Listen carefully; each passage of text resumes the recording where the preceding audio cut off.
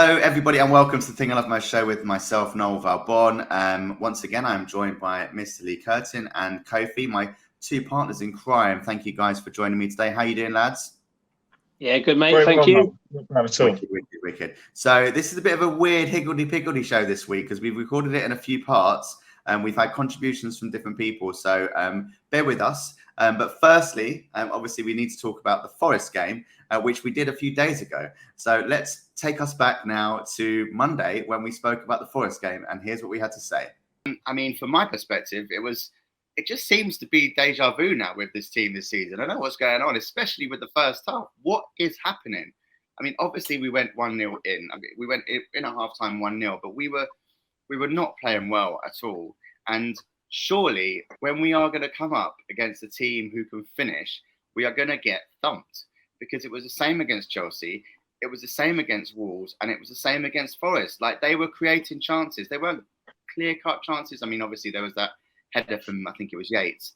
Yeah, but I mean, this is the problem. This is becoming a problem. Like, and if people think that, you know, I know there was a stat today that I've read that I think since the beginning of March, we have accrued the most points, more than any other team within that period. And that includes wins against City and a draw against Liverpool and obviously a draw against Chelsea, which is amazing statistically.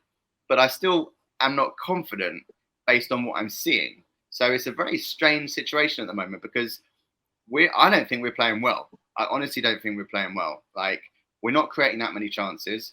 We're not scoring that many goals. And this is not the Tottenham that we're used to. However, we're still not conceding that many. And we are up the top half of the table. Like, you know, so we're sitting on 10 points for 12 games. So it's a very, very strange situation to be in. So, Don, are you worried as well? Like, what's going on? This is a really weird situation. I don't know what to say. Like, we could have easily lost that game. And I know, I suppose, before you comment, I know we are in a Premier League with lots of different teams, with lots of different class players. And I understand that there's only a few teams within that league who have clinical finishers like we do. So we're very fortunate to have Kane because Kane will get us out of games. And the same with Son last season. And I'm sure Richarlison and Kulusevski, you know, they can be that good. Forest don't have those kind of players. I know they signed a few good forwards. I know they signed Dennis, but he's not of that caliber. And Wolves also don't have that kind of player at the moment. Obviously, Jimenez coming back from injury. And Chelsea don't have a recognised forward in that respect. So, you know, those kind of teams, we're fortunate that we're playing those kind of teams or the players that don't have those kind of players. That's not always going to be the case. So my fear is that, I mean, we might even see it on Wednesday or, you know, Mitrovic on Saturday, whether we do come up against a player who's in form, who can finish those chances. So should we be worried? Or am I just being a normal, pessimistic, negative Spurs fan, like many, many others out there? I'm sure listen to this show as well. What's going on? What is the situation here? I'm going to come over to Don. Like yourself, I think there is an element of, you know, I felt definitely that we are very fortunate to have Kane at this stage. But I think we're very fortunate to have, you know, a world-class manager because he's taken that form and it's actually this form is just starting into this season. So whilst I am slightly worried about our starts, and like you, I was thinking, well, we probably need to start relying more on the new signings that we've made. I think that he is doing the right thing and bringing a consistent bringing that form, even though it doesn't feel like we're starting the games in the right way, you know, we're getting the results, so we can't deny that. There's plenty of games coming up. They're coming up thick and fast, so we will see changes within there. I think the squad has a lot of depth now, and so players will get opportunities, and with that, potentially get their opportunity to impress the manager enough to start games. So I'm not as worried as I should be. I think our defense has been really good, actually. I think that it's been, I mean, there are issues with certain players. I'm not going to mention any names at this point in time, but I do think we're performing at the same, if not a higher level than we were last season. And that goes for the entire back five, if I should say that. So, yeah. Concerns, I don't know. Maybe it's just being a Tottenham fan, but I'm not. I'm not. I don't think it's press the panic button time. No, I agree with that. But I mean, it just still is. It's a weird situation, to be fair. So, Lee, obviously, before I go to you, we got to talk about Sanchez, because obviously his stat is another one that I'm going to pull out. But it's, I think, 10 hours now since he's conceded a goal, which is just incredible. I think it was a Mahrez penalty. That was the last time that he conceded a goal when he was on the pitch. So 10 hours of football. Just quickly though, Noel, before you ask the question to Kurtz, can we tell our listeners the nickname that we have, or Kurtz has given to Sanchez? Because maybe there's a few from the last podcast that I probably know, but let's just make sure that everyone knows what he's called. Are you talking about Happy Feet? That is exactly what I'm talking about. Yeah, he is. But yeah, bless him. So shout out to Sanchez, because he has, as I said, been part of that amazing stat. So and long may it continue. So I always go to you and talk about the lineups, Lee, and there was no surprise in the lineups, to be fair, I suppose, because it was exactly the same. Obviously, Perisic now starting on the left, and he had a very good game again. I thought obviously he was involved in the penalty incident, because it was a good cross down the line. Which he then obviously was handled by Cook. Should have been sent off, I think. I don't know. Are we in agreement they should have been sent off? It was absolutely. Goal scoring opportunity. It's a bit weird. I don't really know how the level of the ball is going to affect that. He was literally, the ball was about to hit his head, so a bit strange. But anyway, very good save by Henderson, I must add. That was class, and the fact he went the same way, I thought was. Kane always goes that way. It's like 80% of his pens went that way. So I was surprised that he did go that way again. With obviously, he said he was trying to go high in the interview afterwards on Sky. He said he was actually trying to get it higher than that. And I've obviously seen those go in many a time. Lineups were the same. But let's talk about the central midfield, because I know that this is a matter of contention in the team and on the podcast that we have every week, in terms of like, is Basuma going to be starting? Is Holberg doing enough? Is Bentancur doing enough? And then obviously we have the Emerson Royale conundrum on the right-hand side, we will come to in a second. So let's firstly start with those centre midfield pairing, because Holberg's stats were pretty good. I must admit. I did share them in the group earlier on, but they were pretty good.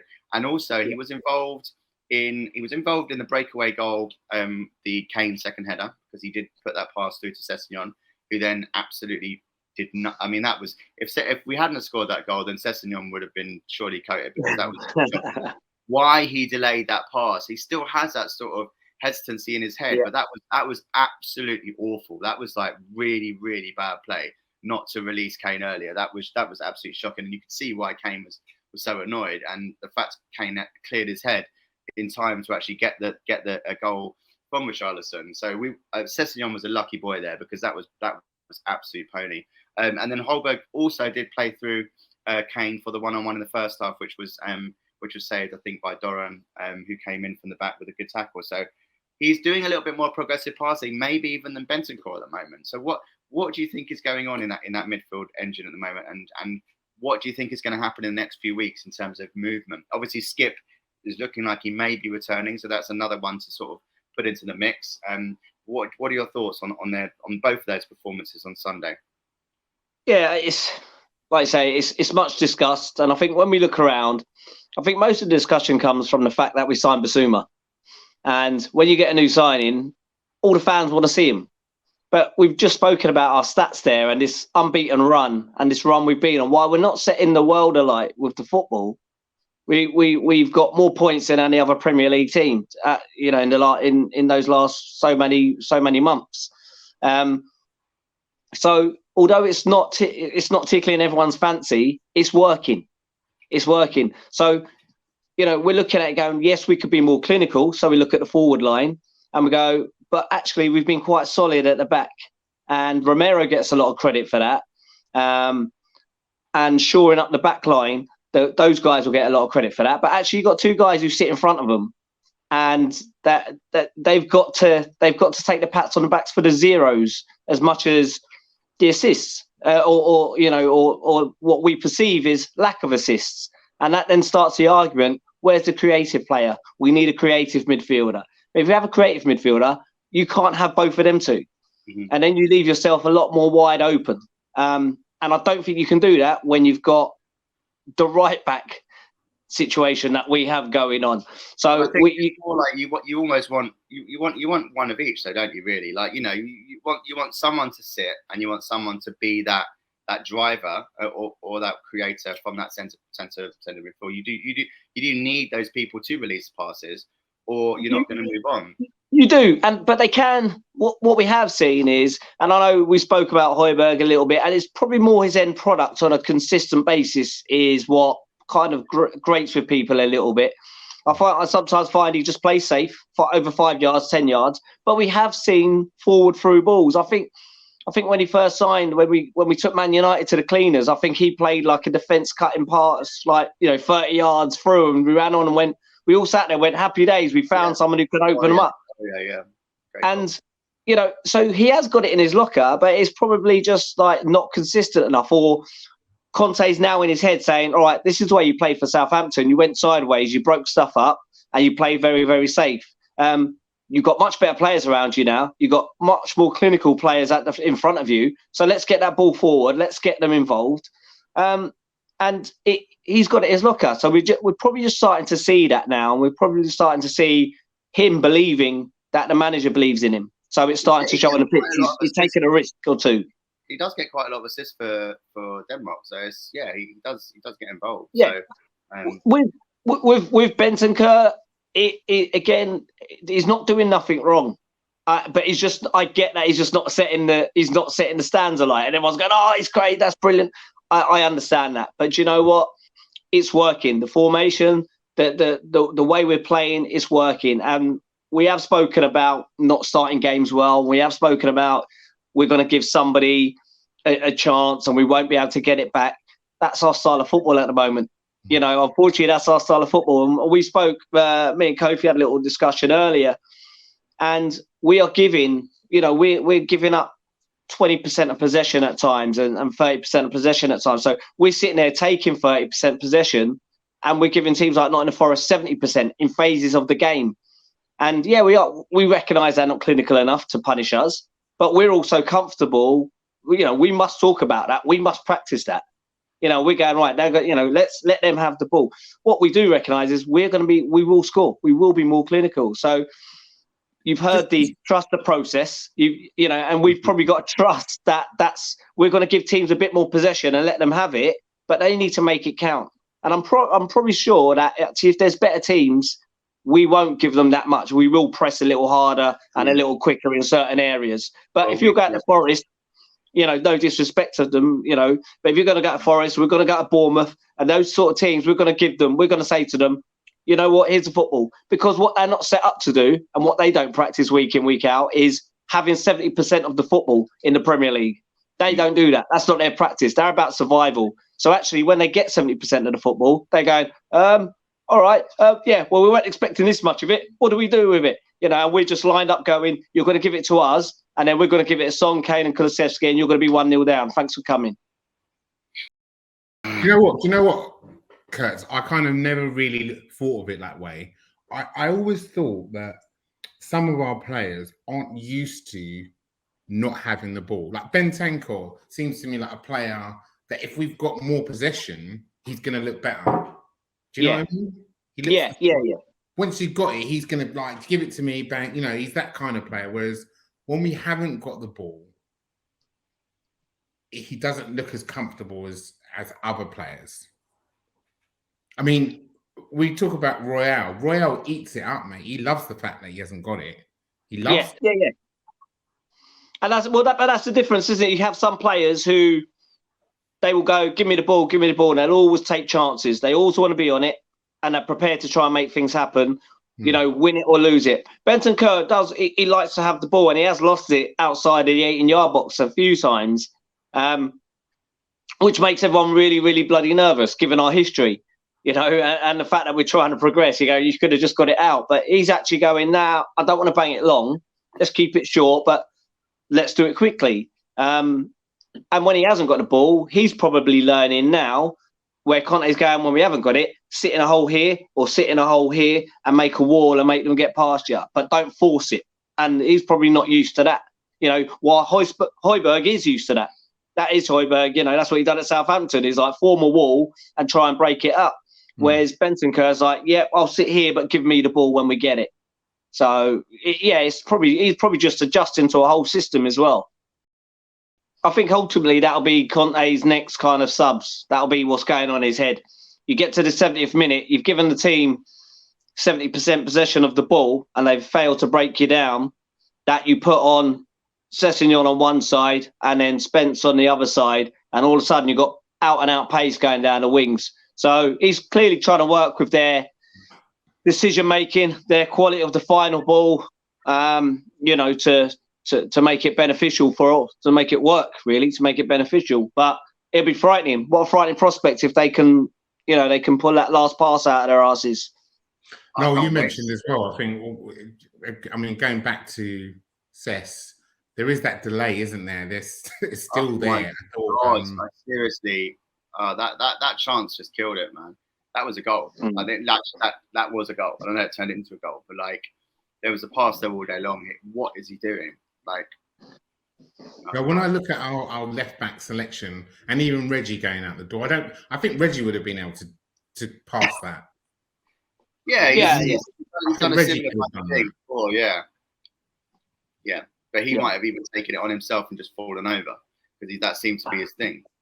He just seemed to forget what he was doing, and then it just he got sniped. What happened? Where was the shot? Fucking everyone's looking for the fucking grassy knoll. Kane just blanked him once he scored the goal. I think Sessegnon was the closest player to him, and he made sure that he didn't even look at him. He was like, "Where's Richarlison? Oh, there you are." Yeah, what a ball! What a ball that was. I didn't even clock it the first time he did it, or even the second time. It was later on when I was watching it back again, and then I see him switch his body shape to get it with the outside of his right boot. And that is unreal. Yeah, real quality.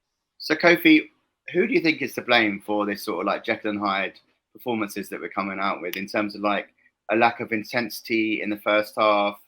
Is that coming from the midfield engine that Lee spoke about in terms of the defensive qualities they offer, but maybe not the drive and the sort of the ambition going forward? Obviously it also comes from the manager, doesn't it? So to lead your team out, or to at least send your team out with a real sort of ready for war type thing.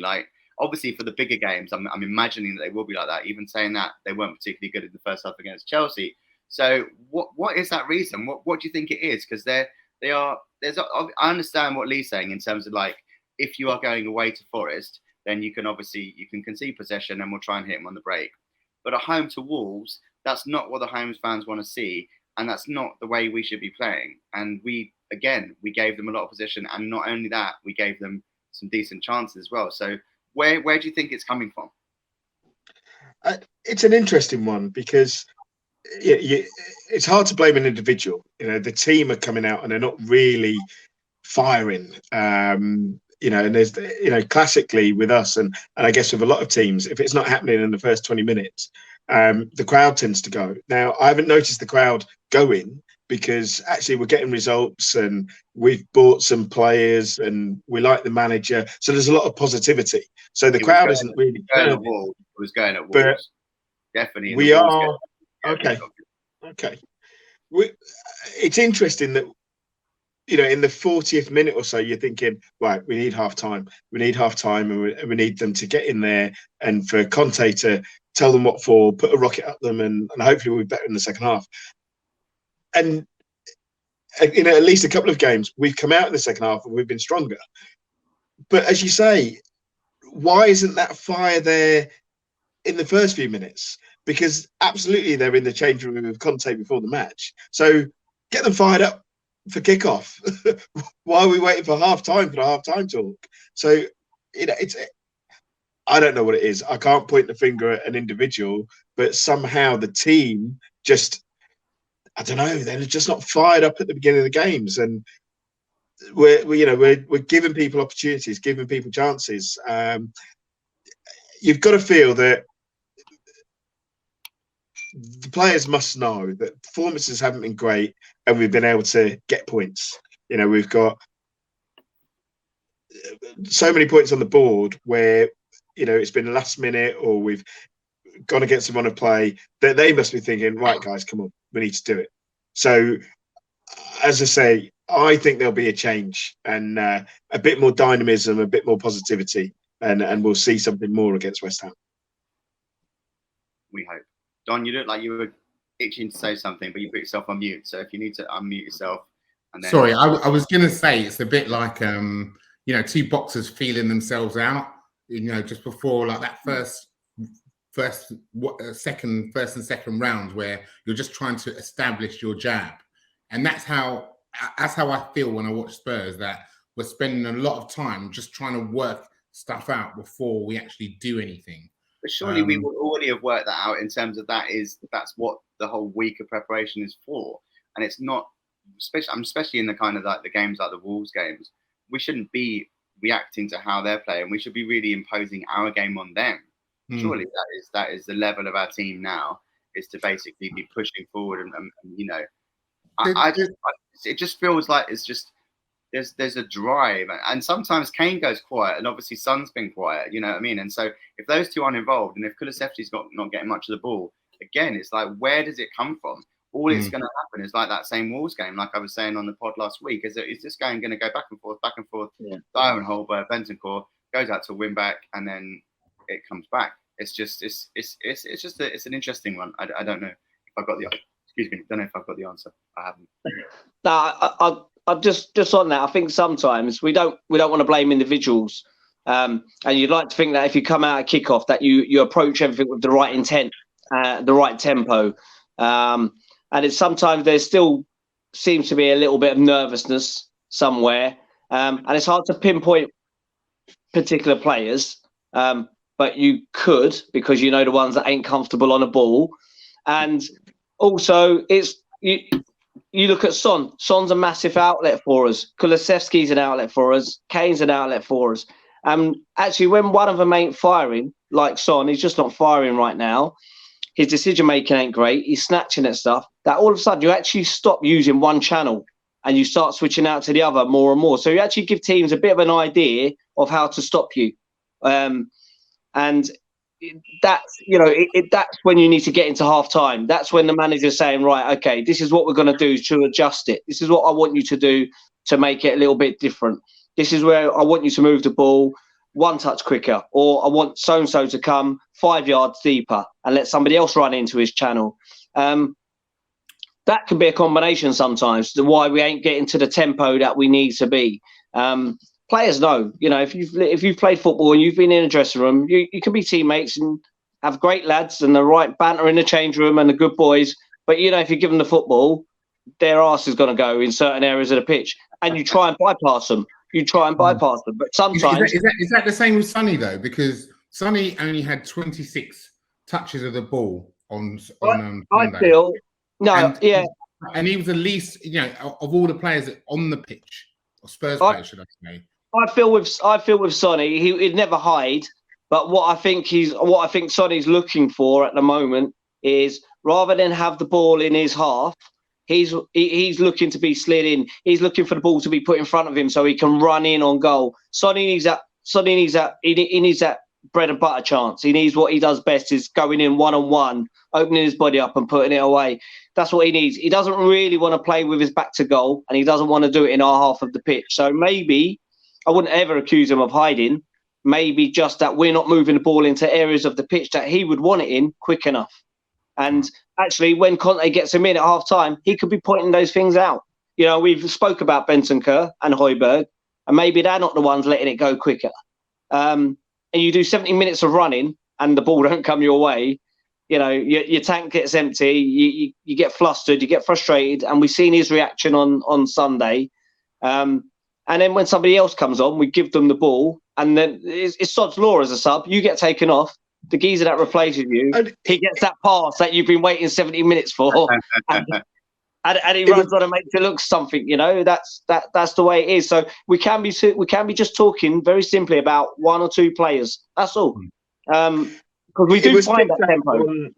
match of the day too that Sonny was running for the ball and pulling defenders away, and that allowed the pass into Kane and Kane the space for him to go and shoot and score. So Sonny's making runs. He's definitely not hiding, but for one reason or another, he's just off form. Yeah, and that's the dirty work of a forward. Sometimes, you know, you do all the running around, pulling players right, left, and centre. Kane runs on, should have had a hat trick, but he didn't. But Kane runs on, gets a couple of goals, one in the 6-yard box. Sonny's thinking that should have been me, or why isn't that dropping for me? But there'll be games when it will go the other way. Listen, didn't Kane do that for him last year? You know, when Kane was dropping to the edge of the 18-yard box, dragging people with him and spinning those long balls into Sonny, and it was going his way. So it's only a matter of time. But those little things can be maybe why sometimes we're just not getting to the level and the tempo that we want quick enough. So it was the Champions League draw this week, which was very exciting. We were all ready with our laptops and our phones, trying to sort out flights, trying to work out when it was. It took ages to come. And it was like 7:30 in the morning, I think, maybe, or I don't know, because I'm in Spain. I think the hour's a bit wrong, but it was quite early on a Saturday morning when eventually the fixtures got announced. Obviously, we already knew the group, but it was the fixtures that we wanted to find out. And for some reason, I got my dates mixed up when I was looking at it. I was half asleep. I ended up booking a flight to Lisbon on the day after the game, which was a really brilliant idea. So that's cost me an extra 150 quid. But anyway, we're going to be going to Lisbon and hopefully going to go to Frankfurt as well. So it's going to be lots of fun. Were we all very pleased with the draw? Because it was one of those ones that it's a bit scarily too good in terms of the fact that obviously it could have been so much worse. Like league position wise, Frankfurt are like about 12th. You know, the only reason they're in the Champions League is they beat Rangers on penalties in the Europa League. You know what I mean? That's the level of their quality. Not very good. But obviously, the whole group is a fucking banana skin, basically. It's like a bunch of bananas that have been just put on the floor, mashed up a bit, and then someone's just given you like a really massive slipper and just said, there you go, do you want to have a little stroll in my room? And everywhere you go, like literally, it's mad. So, and then obviously Marseille again, you know, second in the league, but still, you know, quite far behind PSG and in a league of quite poor quality. And then obviously Sporting Lisbon, second in the league as well, but I've sold a few players and have started quite badly. I think they've drawn one and lost 2 of their first 3 games. Maybe I know that they're quite far down the table. So, what were your thoughts on the draw? And were you as excited as I am to maybe win this group, or do you think, you know, classic Tottenham, we're just gonna stumble up? Are we different now? We're different now, aren't we? Please say yeah, Lee. Yeah, we're different. We're different. But it still doesn't stop the fans from going, we might just make this hard work harder than it needs to be. Look, I think as draws go, and having a year out of the Champions League, and so, you know, and having what we've experienced under recent managers, that was perfect. Really, really and truly, that was perfect. That's one to just get the taste buds going again. You know, you would say banana skin. Yeah, but I don't think with Conte. I think Conte will have them on point approaching this. I think he's got the right squad, or piecing together the right squad as we go to approach it in the right manner. So, yeah, we're coming out of the group. Dare I say, as winners?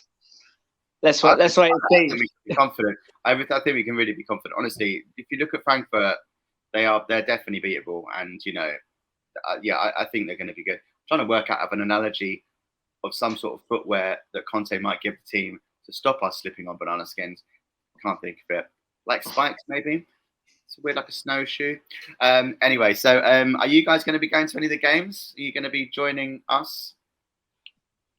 I'll try to, probably not away, but I'm definitely going to try and go to some of the home fixtures. Yeah. Good. I think, like Lee was saying, it's look, I'm going to be real here. As with all of our other Champions League campaigns, I've always felt if you win your home games, you're going to go through. So that's how we have to take. I think we have to go into it. Win. We've got a fantastic stadium. If we can win the games at home, then we'll go through, and we should what would be great, I mean, in some cases, is to be going through with a game to spare, so you can use that game to. I was thinking that as well. Actually, I was thinking about that, and the last game I think is a Marseille game. So I was thinking that, do I want to be going to Marseille for that? And obviously, away days are not all about the result anyway. It's just a wicked adventure going on away day. So Kofi obviously didn't want to come, so he's left us. Yeah, well, I want to get on an away day, so I'll definitely be looking about to get involved on one of those.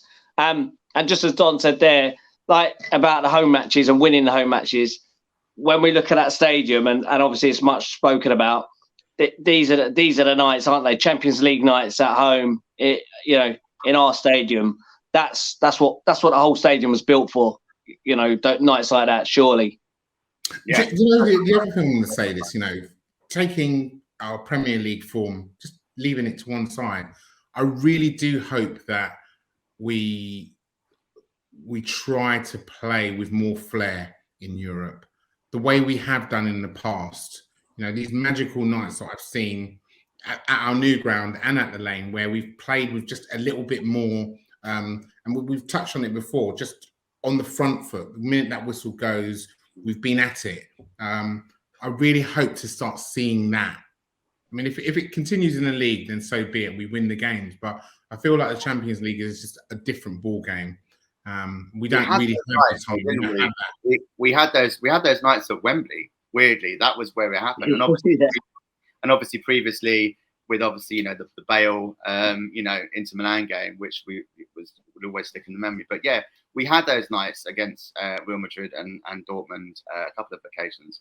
And yeah, that's the kind of thing that you want, to be fair. And there's no reason why we can't do it. Do you know what I mean? And I think also the players will be up for it more. You can't help but feel that whole atmosphere and occasion and everything. But that will be amazing. It will be amazing occasion.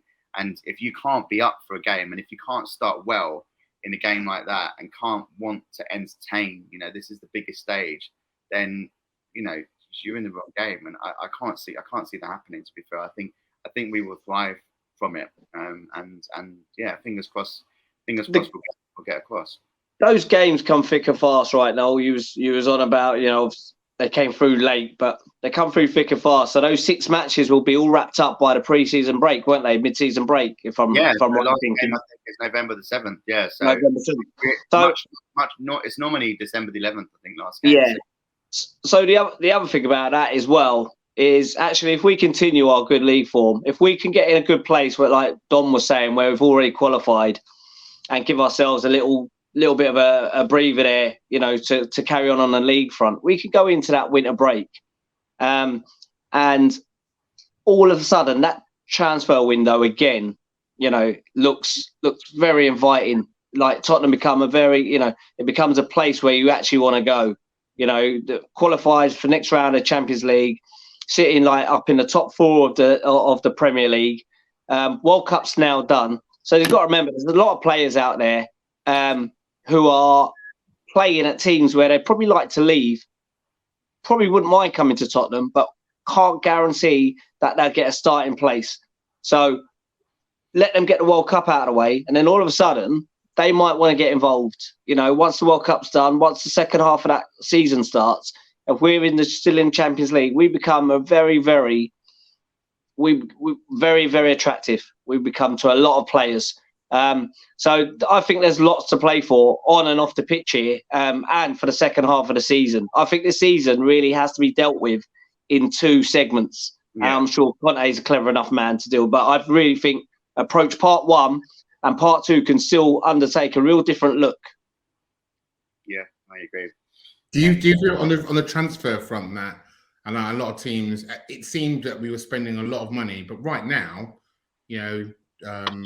West Ham have spent more money than us. Chelsea have spent more money than us. United have gone mad. Mm-hmm. Liverpool look like they may even spend some more money. And I like what you said about it being in 2 parts. But are we essentially saving a sort of an emergency pot for the second window for this season? Possibly, but I'd say more so towards a certain player. A player that would say, right, okay, I would come to Spurs, but I'm not sure that I'm happy or ready to rotate with somebody, not with a World Cup just like a couple of months away. But once the World Cup's been, yeah, I'd come and join Spurs, and I'd happily rotate with Kulusevski, or I'd happily rotate with Højbjerg in the middle and fight for a place. I don't think they want to do that in the lead up to a World Cup. So we could well have a player in our sights that would join us in that window, but just necessarily right now doesn't fancy it because they don't want to risk their World Cup place. Yeah. So it's that time of the evening where we speak to the opposition fan once again, and I'm very happy to be joined on the line by James Jones, Mr. James Jones from We Are West Ham. Welcome, James, to the show. Thanks, chaps. Thanks for having me. So firstly, just want to have a sort of quick catch up about your thoughts on where you are as a team at the moment in terms of like the season. Obviously, last season was a great season for you guys, and we had Jarrod Bowen setting the world on fire. This season doesn't seem to be as hot, but I just wanted to catch up your thoughts for sort of about how you're feeling with the manager and where your sort of like aspirations are for this season, and are you happy with the signings that you've made, because you've made quite a few now. So it seems to be you're building up the squad quite nicely. Just wanted to sort of catch up about where you feel you are as a team at the moment. Well, I think after the success of last season, we came into the beginning of the summer with lots of optimism, lots of high hopes. We knew that we needed a lot more depth in the squad. We knew that there needed to be a lot of activity transfer wise, because I mean, you could say arguably that the reason why we didn't get to the Europa League final, potentially even win it, was because by the end of the season, all our players were knackered because we just had no options on the bench. We were relying on poor old Yarmolenko to come on and save the day a few times. And he did that pretty well. But, I mean, it was literally all we had. So we were optimistic, though. We thought, there's going to be plenty of money to spend. Or so we were led to believe, and we can get some signings to the door. And to be fair, we've done that. We've just literally announced Lucas Paqueta, which I'm still a little bit baffled by. To be fair, I thought he'd go to a team playing in the Champions League. So how we've managed to get him, I don't know. But yeah, a few of my Arsenal mates were absolutely gutted at that. To be fair, because they thought he was going to be going to them. So they're pissed off. And now obviously you have the midfielder Paqueta Rice, which is just surely like the best thing ever. Like exactly, yeah. Like, if you don't have that up into a song, then you lose. You just you miss. I'm sure there's someone somewhere in their bedroom trying to work something out right now. But yeah, it's been a really, really good summer for us. Obviously, the start of the season hasn't been kind of what we were hoping for. Obviously, it's difficult when you start at home to Man City with Erling Haaland, with half a defence, because we bought a centre back at the beginning of the summer and he had ankle surgery because he limped off against Rangers and a friendly, and he's out for 3 months. So start of the season hasn't been great. We were very unlucky against Forest, terrible against Brighton, and good for 45 minutes against Villa at the weekend. And thankfully, had Villa been any better, they probably would have beaten us, but they were poor under Gerrard. So we managed to finally get our first goal of the season of 3 points, and we're in the group stage of the Conference League, which is good. So barring losing our first 3 games without scoring a goal, now we're off the mark in the Premier League. We've got through our qualifier, which is always a little bit of a slippery slope, but it can be a European qualifier. Got through that unscathed. So, given the signing today, we've spent 170 million quid this summer. It really feels like we're now ready to go this season. We've got depth, we've got a lot of quality in the squad now. We just need those new signings to come in and gel, and then we'll be on our way again. So what are the other signings that you're really looking forward to seeing this season? Because I know you've got the Italian striker up front, which name who I'm probably not going to try and pronounce. Scamacca, yeah. I mean, David Moyes has been quite careful with them. He's openly said, look, they need time to be bedded in. I don't know why Cornet needs time to be bedded in, because he played for Burnley last season in the Premier League. So, and we've not seen a great deal of him apart from in Europe. Scamacca came in. Obviously, he probably needs a bit of time. Has looked a little bit slow, but didn't really get a great deal of service against Villa. But I'm pretty sure he'll come good. Very, very highly rated in Italy. And then we bought Aguerd, who's the defender that got injured. Again, another highly rated defender over in France, Moroccan international. Who else did we sign? It's been so many. Flynn Downs from Swansea, massive West Ham fan. He's kind of come in to kind of replace the Mark Noble void that's been left. literally diehard West Ham. Openly said that he thought people were winding him up when he found out that he was going to West Ham for a medical. Oh, really? So yeah, he was pinching himself for weeks after, couldn't sleep and stuff like that. So that was quite nice. And then we got Emerson from Chelsea, the left back. Yeah, that was a random one as well. I think that's a really good, really sort of shrewd signing for us, to be fair, because he's got the Premier League experience. He's in a position where we've only got one player, so it offers a lot of depth. But then he was underwhelming against Villa on his debut and got hauled off at half time, where we changed formation to change it the first time. It wasn't working. So, I mean, every single signing I've been pleased with. And we got Areola in. Obviously, he was on loan last year. We got him in on the permanent. So I've been pleased with every single one of them. But there's a few that they might need a little bit of time. And I'm under no illusions that Paqueta is going to need a little bit of time to get used to the Premier League and be influential for us. But I've no doubt he will. Yeah, well, I'm glad he's not. Well, is he going to play on Wednesday? I hope he's not going to play on Wednesday. We signed him in time. I'll be very surprised, given how Moyes has been always, they need time. Yeah. Just chill out a little bit. I'll be very surprised if he starts, but I'm pretty sure he'll be on the bench. Okay. So what sort of team should we be facing, or what are we looking at in terms of lineup? Is it going to be, is it Antonio up front at the moment? Is he around? What's the fact with him? I think it probably will be Antonio. I think West Ham fans generally want to see Scamacca start every game now. I mean, we spent a lot of money on him. And if he's been brought in to be the long-term Antonio replacement, so why not start the games with him? And if you need Antonio now, is better off the bench anyway. He's more effective. He was against Villa.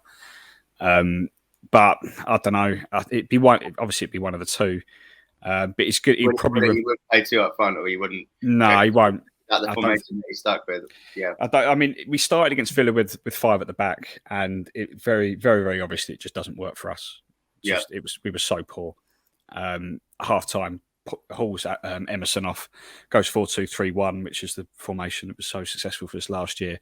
And suddenly we started playing football. Ben Rama came on at half time, played in the number 10 role, and was superb. Probably the best game he's ever had in a West Ham shirt since we signed him. So the team that finished the game against Villa is probably maybe question marks over who starts over Antonio and Scamacca will probably be the starting 11 on Wednesday night with Rice and Souček in midfield. Okay.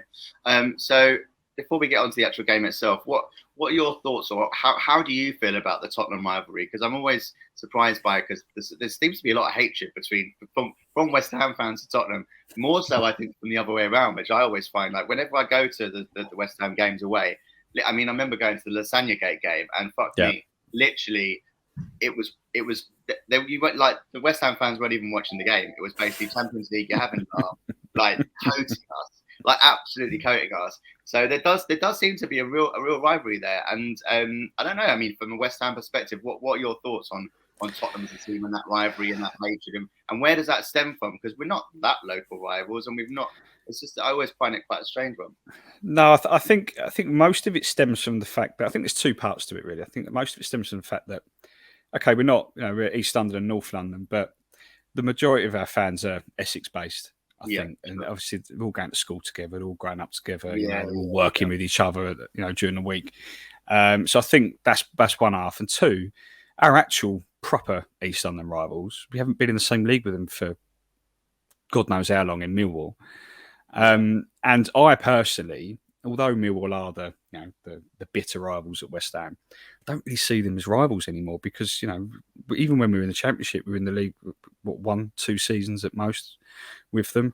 Those games were a little bit fiery, but other than that, we just don't have anyone to call a rival really, especially if you're not playing Millwall every season. So I think that's another part of it. And I mean, from my own personal experience, I've got a lot of mates who are Spurs fans and really, really good friends of mine. But when it comes to talking about football, they're the most unbearable fans in the world. And it's just like, and my boss is a Spurs fan. CEO is a Spurs fan. So like everywhere I go, there's what a Tottenham. great life you lead. I mean, it's pretty mad. I can't get away from Tottenham. So yeah, I mean that for me personally, that's why I look at Spurs, and don't take this the wrong way, lads, but I just hope you lose every week, if I'm honest. That's fine. I mean, there are lots of Tottenham fans. There are lots of Tottenham fans that feel the same. But I just think, but the weird thing about rivalry is like I grew up in North London. My school was like half Tottenham, half Arsenal, and so my fiercest rivals are Arsenal, and I'm the same with Arsenal. I want them to lose every week. West Ham, I'm not as bothered about, and the same with even Chelsea. Obviously, Chelsea because they're a rival in the sort of top half of the table. But I think it's the Tottenham fans that I speak to nowadays. Some of my friends, they hate Chelsea more than Arsenal because they weren't brought up in North London. So I think you're right in talking about sort of upbringing. I think that does mean a lot because you have those rivalries formed from a very young age, and I think that does make a lot of sense. So it should be a good game anyway. Fingers crossed. Now you've got your win, a bit of confidence, and obviously you guys are always up for it against us. I just think sometimes, I mean, obviously there was the horrible 3-3 that we all remember. That's great. That's super. It's such an injustice. Such an injustice that fans weren't in the ground for that. I really wish fans were in the ground for that. But that would have kicked off. Well, it might have been a different result if that happened. But anyway, it was horrible. So obviously, you guys have got a decent record against us. It's better sometimes at our place than at your place, which is interesting. So are you expecting quite an open game? How have you been sort of defensively? Because obviously we are more of a counter-attacking team, as we saw against Forest on Sunday. So how are you thinking that you guys are going to approach the game? Well, we've won the last two, I think, at home against Spurs. So, I mean, and I know Tottenham fans always say it, but we always do tend to just raise our game a little bit when we're playing Spurs. And I think that'll be the case again on Wednesday. Defensively, we've not been too bad. Another signing, Tilo Kehrer, who we got from PSG, he was immense against Villa. He looks like he's been going to be a really good addition, him alongside Zuma. And just a lot more solid at the back with those two. We haven't been that bad defensively, to be fair. We lost 2-0 to City, and that was with Ben Johnson playing at centre back. So just shows that we can be relatively solid when we want to be. I do fear Spurs in terms of pace. I know that Conte's come out and said Richarlison is probably going to be in the starting 11, which probably means Son's going to drop out because he's not been in form. Or that pleases me a little bit because Son just loves playing against West Ham, and his pace up against our defence always frightens the life out of me. But I think it will be. Will it be open? I don't know. I think we will do what we do what we love doing, and just kind of sit back and hope to catch you on the counter. That's what our success has been built on over the last 2 years. We can play football when we want to. But we're far better without the ball. We're a far better football team without the ball, and we like to catch teams on the counter, soak up a little bit of pressure, and then go for it. So I think that's probably how we will set up against you on Wednesday. But I think it's going to be tight. Over the last few years, it's been a lot tighter than the few years before when we were shocking and always in relegation battles and regularly getting, I think I was at White Hart Lane in the Spurs end when he battered us 4-1. And I think it's probably the last time that you really well beat us. So we're getting better. Yeah. But yeah, I think it's going to be an interesting game because, you started the season well. I watched you against Forest at the weekend and was impressed. So that worried me, to be fair. But yeah, it's going to be a good game. I think it'll be tight. I think it'll be a tight London derby. So over to the Tottenham fans now to talk about firstly the lineup and how we think we're going to approach the game. So Lee, I know you've been not necessarily calling for, but you think that the substitution or the change in the lineup might happen in terms of Richarlison in for Son and or Kulusevski, maybe not. Obviously, he's been coming on for Son in the past few games and wasn't impactful against obviously Forest. Do you think that's going to happen on Wednesday, or do you think that might happen against Fulham? No, I think it happens Wednesday, and I just feel a bit sorry for Son because when Kane was going through his dip and when we were talking about him leaving or staying, Son became the main man. He became a real crowd favourite, and he led from the front and he led the way, and he went on to, you know, for last season have a tremendous season. And I think he's clearly frustrated this season, and it just hasn't got his way. We spoke last week about him just snatching at chances. It's not that he's not in the right areas; he just seems to be snatching at it. So, just seems a little bit off the pace. Whatever it may be, you know, it just seems a little bit off the pace. And he needs one of those goals where he absolutely just shanks it and it deflects off someone else and, you know, dribbles in bottom corner, and his season he'll be up and running. But from a football manager's point of view, and from, you know, 60,000 fans in the stadium, you're looking at it now going, he's had 4 games, hasn't worked for him, and 3 of those 4 games where Richarlison's come on, things have happened. You know, things have happened. He's like, whether he's assisted, whether he's wound up 30,000 fans in the stadium and 3 million at home watching, by the looks of things, because he can juggle a football. God forbid anybody do that. But he's got something about him, and he's earned the right to have a little start. So I think it happens this week, just because the games are coming thick and fast, and then maybe Sonny goes back in again on Saturday, you know, result depending. But as James mentions there, Son is a menace towards the West Ham boys as well, and he does kind of have decent games against them. So Conte's got a real decision to make. But for me, I think we go same 11, bar Richarlison and Son. That'll be my switch. Kofi, do you think that when a player is out of form, is that the way to go? Even as we said, if we do have a ready-made substitution who is looking like he's lively, is that not just a big, like, you know, slap in the face for someone who is already maybe a little bit short of confidence? Weirdly, obviously, the fact he's, you know, he was the Golden Boot winner last year, but obviously now he seems to be struggling. Is that the way, or is that better to actually have to persevere with that player and to get them to obviously, you know, get that lucky goal as Lee's alluding to? I don't think there will be a slap in the face. I think that Son will play. I think Conte's quite old school. You look at the team that's been playing all season is the team that ended last season. Obviously, apart from Perisic now sort of starting. And I think that Conte will keep his faith in the guys that he's been putting on the pitch. I think, as Lee was saying, you know, while he feels that Richarlison will play, Son just needs that little opportunity, that little chance, and, you know, that ball trickling in off, you know, any part of him, and then he'll start playing. You know, he'll have that confidence. So I see Son playing. I don't see that Conte will drop him. Okay, all right. So Don, obviously you haven't said anything yet, and the first thing I'm going to do is ask you for your prediction. But firstly, I would like to know how you think the game's going to go. Obviously, we've heard from West Ham perspective in terms of they think it's going to be a tight game. What kind of game do you think we're going to expect? And by the end of your summary, I would like to hear your prediction, please. I'm going to go with James. James is right. I think it's going to be a tight game.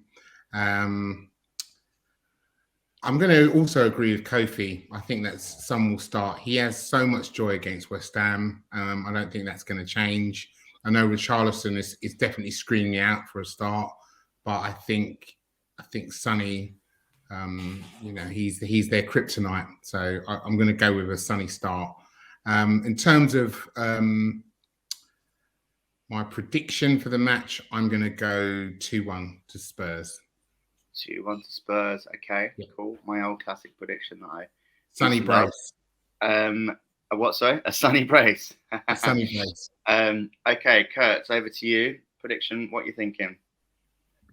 Yeah, Don's nicked it. Don's nicked it there. Oh, God, here we go again. I'm gonna go for a 2-1.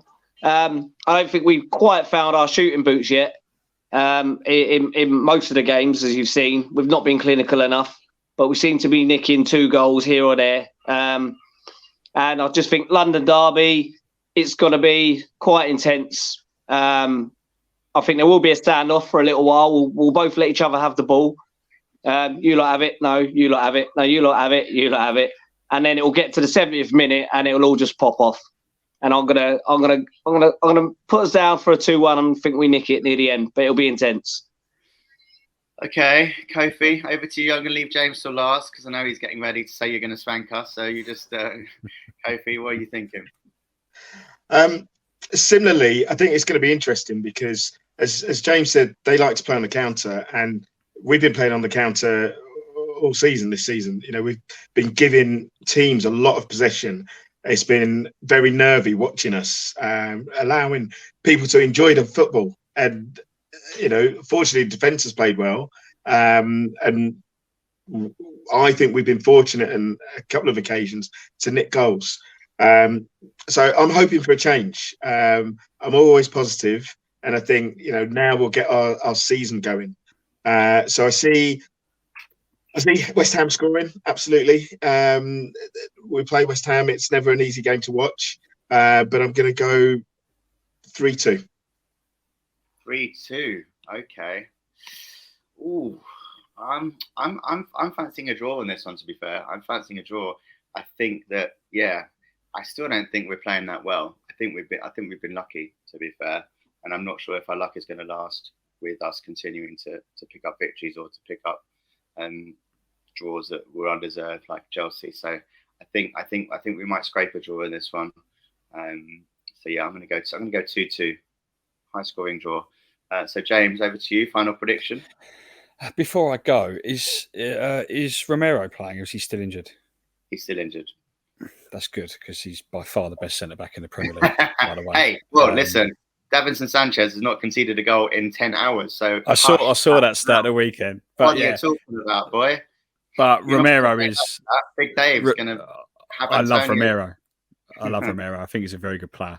But up against, if Scamacca plays, then I think he might cause.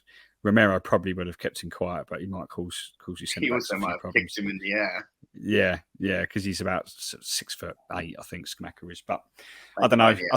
I agree. I agree with you. As I said before, it's going to be tight. I said on my podcast earlier it's going to be 1-1.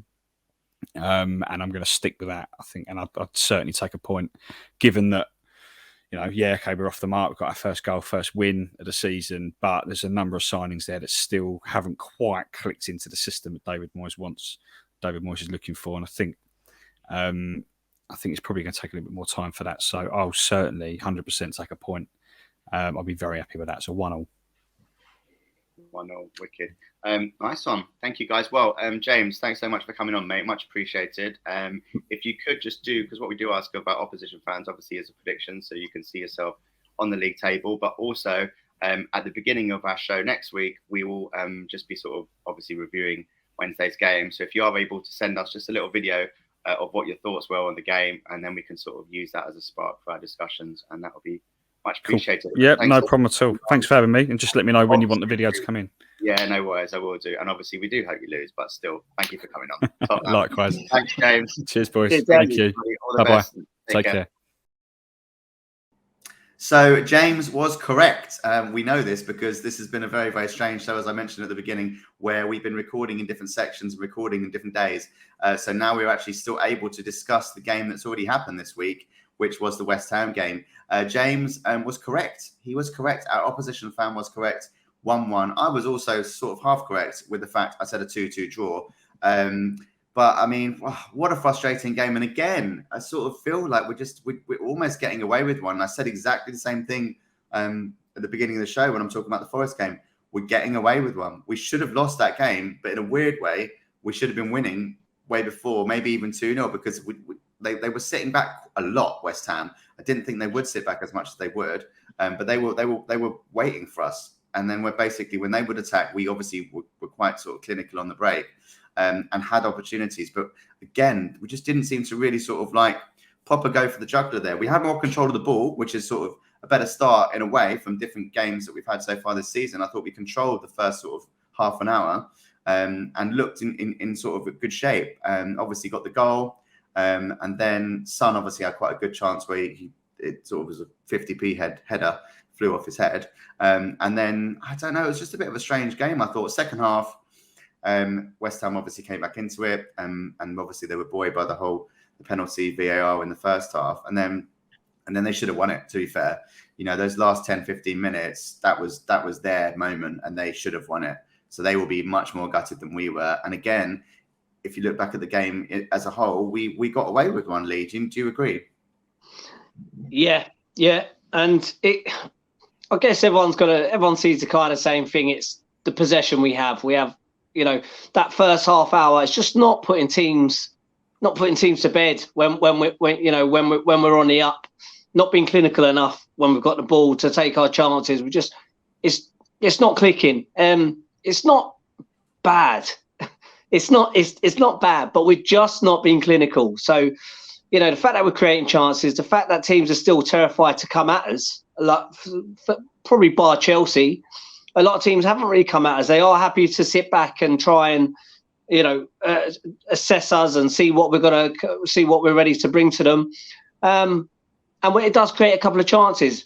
And we do just need to take more than the first one. We need to take two and make those teams come out at us. And once they come out at us, then it'll open up. A bit like Southampton, to be fair. They had to come out. And once they came out, we found bigger gaps and gaps more often and exploited them.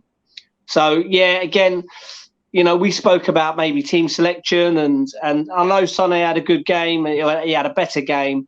But we're just missing that clinical edge, and we need it. If we're going to put these teams to sleep, we need to.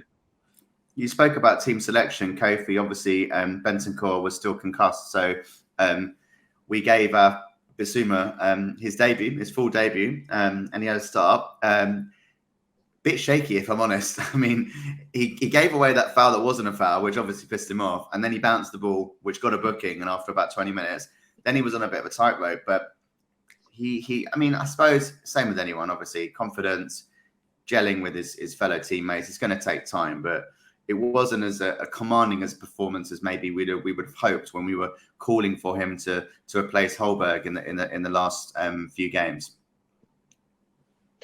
Oh yeah, we've been after some dynamism in the midfield, and Bissouma's the sort of player that is typically box to box. So he's going to defend well, get those tackles in, but he's going to give you that forward play that Holberg possibly doesn't give you for Spurs, but somehow does for Denmark.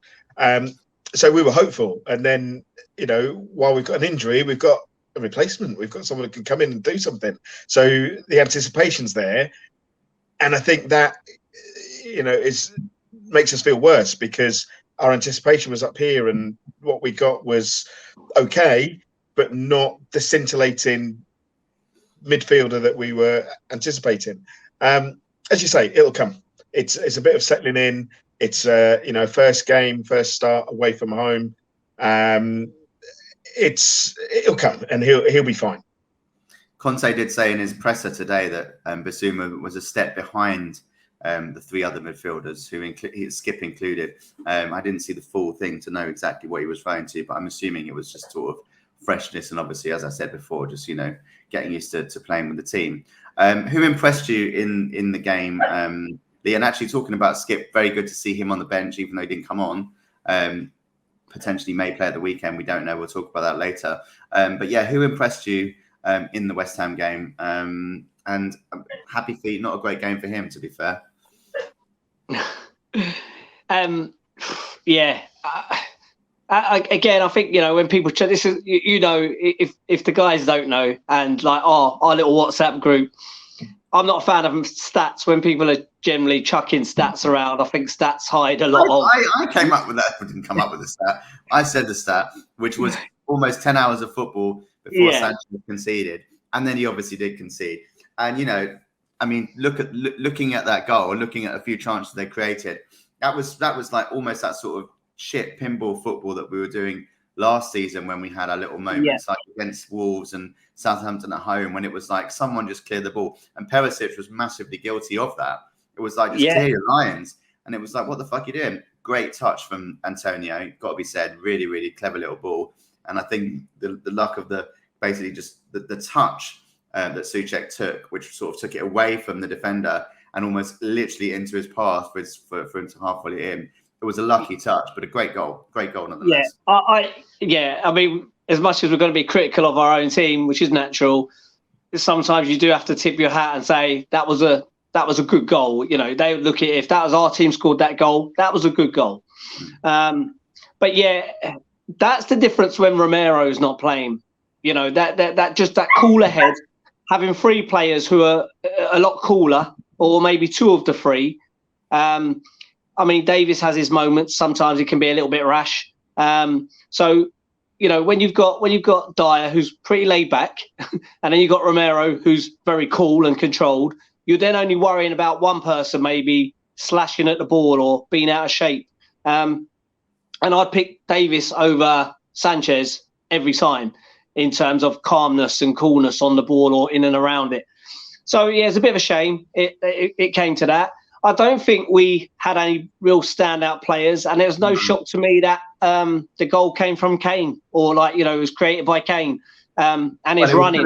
It was Kulusevski who made it to an extent, I think. Well, yeah. you say that, but there's a lot to be said for Kane's run, because naturally a lot of players would have veered back into the middle of the goal at that point and not actually on the outside of him from 12 yards out. I mean, Kane's run, it blew my mind a little bit, because I'm like, why are you going around the outside of him there? You know, especially if you're a centre forward, you actually just peel off into the middle of the box. So, yeah, again, just a moment of genius from Kane, really. Has kept us, you know, has got us another point.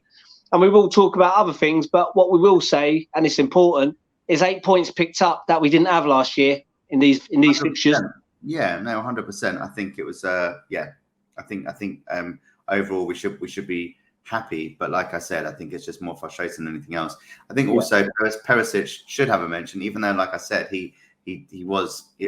some rubbish defending at times. He was an outlet. His balls were, you know, getting up there, and it was good to see. It was good to see, and his set pieces were decent as well. So I thought he played quite well. Obviously, on the other side, again, I mean, they were actually targeting Sanchez. I felt when they were sort of doing the press, they were waiting for Sanchez to get the ball, knowing that he wasn't massively comfortable on the ball, and then they were literally rushing, sort of like 2 or 3 men on him, which I've not seen before. So I thought that his outlet naturally would be to open his body up and go out to the right, and there's you know, once you finish with dinner, there's your dessert. If you're an attacking, you know, if you're the attacking team, Sanchez to Casino, I'm all over that. I'm all over that. All over that. I think it's now time to talk about Fulham. So one thing we should mention, I suppose, firstly, is that looking at like it's going to be a little bit of a difference in the lineup, because of obviously with the fact we have Marseille coming up. So Perisic potentially might make way for Sessegnon. Royale might make way for Doherty. I think those are the two changes that people seem to be touting. Lee, what do you think the lineup is going to be, and do you think those changes are going to be made? I've seen some of the clips from training today, and they seem to be homing in a lot on Doherty and Sess. So I wonder if that's kind of where those sort of rumours have come from. I would imagine that obviously Romero sits straight back in. So Happy Feet can have a little rest. His work is done here.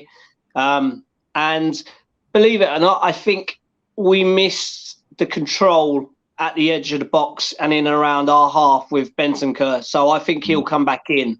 And I think it'll be about bringing him back up to speed. The fullbacks is interesting. So, yeah, I think he'll start with Sessegnon, try and give Perisic a rest with a view to the midweek game. And if it's not going well, he'll bring him on. And there's no reason why Doherty shouldn't be able to get 90. And I'm a bit worried that actually he plays 90 and Emerson's are in midweek. Anyway, yeah. Yeah, let's. I don't want to dwell on that. No. I think not dropping Sonny on you guys called it. I thought he may have with a view to bringing him back today. I don't see him changing the front three. He may even leave Kulusevski out if anyone by the looks of it. I mean, he did bring him off obviously on Wednesday, but he was obviously creative. He was doing his thing, so it was a surprise. But Richarlison again came on and he did it lively. I think he's almost deserving of a start. It's an interesting one to see how it happened. Kofi, what are your thoughts on the game? And after your thoughts, I'd like to hear your predictions on what the score is going to be. I think it's going to be more difficult than we probably thought when the fixtures came out. Fulham just come up, should be an easier team to beat. But we're struggling at the minute. Yes, we're struggling, but we're getting points, which is great. And I think our form isn't going to turn around this week. So I think it'll be tough to watch, but we'll just about get there. I am concerned about Mitrovic. His form is better than it's ever been in the Premier League. He's bringing that Championship form through. And I just hope Vinicius doesn't play, because that's got irony written all over it. I think too late. I think a little bit too late, but maybe, you never know, he might be on the bench. Hopefully he's a long way from there. But yeah, I'm always looking out for a win. I think we'll get there, but I think it'll be a difficult watch.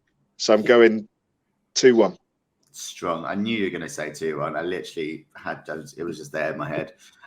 Lee, what are your thoughts? I'm scared. I didn't even know what to say now. Yeah, I think it's going to be a tighter game than we envisioned. Like Kofi says, when those fixtures came out, I think they've done some good business. I think they've played quite well, and they've worked out how to play to their strengths this year. So I don't think there's any surprises in the way they'll approach it. So it's more about the way we stand up to it. But again, people and lots of managers talk about our front three and the way we attack people. So, we're looking at it from their attacking point of view, i.e. Mitro. But there's fans sat somewhere going, Son, Kulusevski, Kane, Richarlison coming on, so that we kind of forget that sometimes when we're talking. So I think it'll be real London derby vibes. I think it'll be contested, well contested, but I think it'll be close. But I think we'll go with a late one, but I'm gonna go for 3-1. I think we're gonna nick it. I think we're gonna add a third one on at the end, and I think we are gonna put the ball in the net this time. Well, hopefully that is pretty much the aim of the game. Oh man, I'm really torn on this one, because I've just got visions of Mitrovic obviously scoring, but I think coming up against Romero, that is a matchup that is going to be a serious battle, which I think should be quite fun to watch. Dearie me, what to go for? I really don't know. Okay, I'm going to go 2-1 as well then. I do think we might nick it. I was going to say 1-1, but got to be confident in the boys. And I think, the crowd, I think, will get us over the line. Thank you guys for joining me once again. Absolute pleasure. And Ozzy, obviously, for your valuable input. Fingers crossed we get 3 points on Saturday. It's going to be a good game. So I hope everyone enjoys the game. And come on, you Spurs, as always.